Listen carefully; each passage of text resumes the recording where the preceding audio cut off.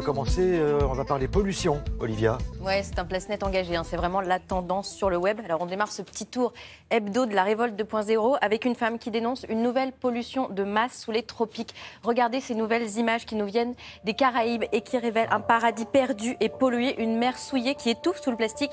Les clichés ont été pris au large du Honduras par Caroline Power. C'est une photographe marine, là c'est vraiment triste tropique, hein. Normalement on est dans une zone protégée, préservée, et là 8 km de mer de plastique sont arrivés. En cause certainement ces torrents de plastique qui ont été aperçus charriés par un cours d'eau à la frontière entre le Honduras et le Guatemala, cette rivière de plastique qui serait sûrement à l'origine de ces nouvelles images déchirantes. Ah bah voilà. On en parle tous les jours, j'ai l'impression ici, mais il y a 8 à 9 millions de tonnes de plastique qui sont déversées. Faites-vous servir dans de la vraie vaisselle quand vous êtes dans des snacks, pas dans du plastique, parce que ça dépend de vous. Vous pouvez demander un verre et vous pouvez demander une assiette. Oui, elle dénonce tous ces emballages justement à usage unique qu'on utilise au quotidien. Alors, on passe maintenant à l'évasion fiscale. Oui, avec la nouvelle campagne de l'ONG Oxfam, une ONG qui dénonce les injustices et la pauvreté. Sa branche belge vient de mettre en ligne sa nouvelle campagne choc. Regardez, tout démarre comme un classique braquage.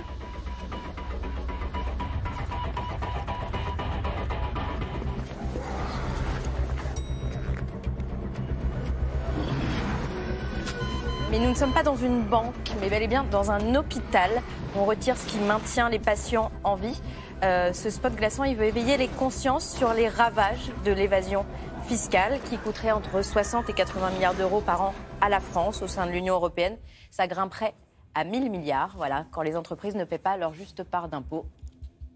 Qui en payent le prix? Les plus pauvres, évidemment. Alors, un mot à présent qu'on emploie très très souvent, le mot hashtag. Ah oui, c'est la tendance qui fait bouger beaucoup de choses ces derniers temps sur Internet. Alors évidemment, on a parlé de Balance ton port, de MeToo. Cette semaine, on a vu apparaître Not Surprise sur le harcèlement dans le monde de l'art. Mais au début de l'été, on en a moins parlé. C'est aussi un hashtag qui a fait tomber le gouvernement en Islande. Ça s'appelait « Prenons la parole », ça c'est la traduction. Regardez, et ce sont des femmes qui ont dénoncé la banalisation des violences dans leur pays. Cette prise de parole, elle a conduit à la démission du Premier ministre. En fait, elle a à l'origine de ce mouvement une ancienne loi, celle de la restauration de l'honneur, une législation obscure et désuète censée rétablir les condamnés dans leurs droits civiques.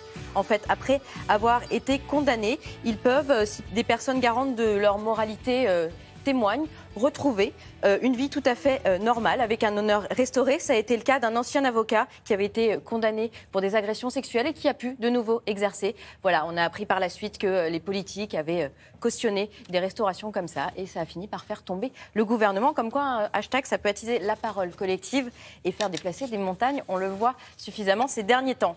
On poursuit avec la vidéo de la semaine, celle de l'élection de Miss Pérou. Cette année, les mensurations des Miss ont pris une dimension particulière. Les candidates ont remplacé leurs mesures par d'autres chiffres bien plus glaçants. Regardez. Mi nombre es Karen Cueto y represento a Lima. Y mis medidas son 82 feminicidios y 156 tentativas en lo que va del año. Mi nombre es Samantha Batallanos, represento a Lima y mis medidas son: una niña muere cada 10 minutos por producto de la explotación sexual. Mi nombre es Juana Acevedo y mis medidas son: más del 70% de las mujeres de nuestro país es víctima de acoso callejero. Mi nombre es Luciana Fernández y represento a la ciudad de Huánuco. Y mis medidas son: 13.000 niñas sufren de abuso sexual en nuestro país. Mi nombre es Romina Lozano y represento a la provincia constitucional del Callao. Y mis medidas son 3.114 mujeres víctimas de trata registradas hasta el 2014. Voilà, d'autres chiffres qui font réfléchir. Oui, c'est bien plus utile que des tours de taille, de poitrine ou de hanche. Merci pour cette sélection, Olivia.